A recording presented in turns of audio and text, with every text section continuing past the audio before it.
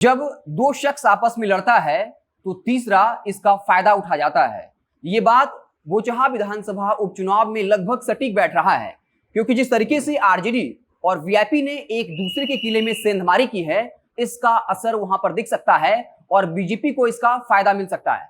आपको बताते हैं कैसे। बता दें कि 2015 में जब महागठबंधन की लहर थी, उस वक्त बेबी कुमारी ने निर्दलीय चुनाव लड़ा था और वहां से आरजेडी के प्रत्याशी रमई राम को करारी शिकस्त दी थी और इस बार बेबी कुमारी को बीजेपी ने बकायदा अपने प्रत्याशी के तौर पर उतारा है। जिस वक्त महागठबंधन की लहर थी, जिस वक्त बीजेपी के कई सुरमा जो है वो हार गए थे और आरजेडी उस वक्त जो है सबसे बड़ी पार्टी बनकर उभरी थी, उस वक्त में आरजेडी के प्रत्याशी को बेबी कुमारी ने निर्दलीय चुनाव हरा दिया। और इस बार जब बेबी कुमारी वहां चुनाव लड़ रही हैं, तब जेडीयू और बीजेपी का पूरा समर्थन है। वही बता दें कि रमई राम की बेटी डॉक्टर गीता देवी को बकायदा वीआईपी की तरफ से टिकट मिला है।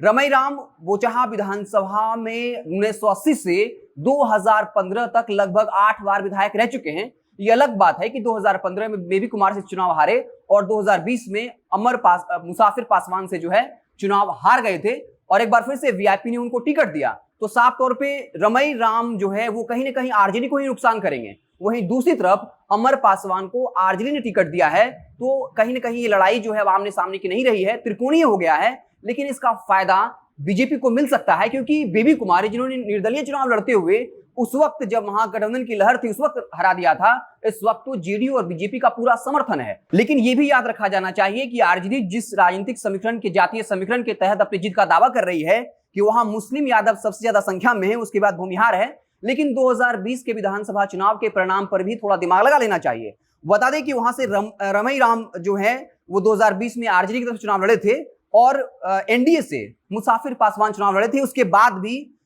थोड़े मोड़े अंतर से नहीं बल्कि 11,268 वोटों से मुसाफिर पासवान ने रमई राम को चुनाव हराया था। पासवान को 77,837 मत मिले थे, वहीं रमई राम को 65,569 मत मिले थे। वीआईपी को जो एनडीए गठबंधन का हिस्सा है उसको 42.62 और आरजेडी को 36.45 वोट प्रतिशत मिला था। और इस बार जो है कहीं ना कहीं जो बीजेपी ने बेबी कुमारी को चुनाव में उतारा है, जो महागठबंधन की लहर में निर्दलीय चुनाव जीत सकती हैं, जब जेडीयू के तमाम नेता और बीजेपी खुलकर समर्थन करेगी तो इसका फायदा जो है बीजेपी को साफ तौर पर मिलता हुआ दिखेगा। और दूसरी तरफ आरजेडी और वीआईपी ने एक दूसरे के प्रत्याशी को अपने पार्टी में शामिल किया, तो स्वाभाविक तौर पे ये दोनों जो है एक दूसरे का ही नुकसान करेंगे। तो इस लिहाज से देखा जा रहा है कि इसका फायदा जो है जब दो लोग आपस में लड़े हैं, हालांकि लड़ाई तो कहा जा रहा है कि वीआईपी और बीजेपी के बीच में है, लेकिन जिस तरीके से प्रत्याशियों का पाला बदला है, उस हिसाब से यहाँ बीजेपी का पलड़ा भारी दिख रहा है। हालांकि ये मामला आमने सामने का नहीं है, ये मामला जो है वो त्रिकोणीय हो गया है और वाकई में कौन जीतेगा ये तो तब पता चलेगा जब वोटिंग होगा और जब इसकी काउंटिंग होगी तब पता चल जाएगा कि वहां से किसने बाजी मारी है। लेकिन साफ तौर पे जिस तरीके से हालात बन रहे हैं, इसमें बीजेपी को कहीं ना कहीं फायदा मिलता हुआ दिख रहा है। आप देखते रहे जनता जंक्शन। जैसे ही कोई और बड़ा पॉलिटिकल डेवलपमेंट होगा, कुछ नई सियासी बयानबाजियां होंगी, तो हम उससे आपको लगातार रूबरू कराते रहेंगे। बहुत बहुत धन्यवाद।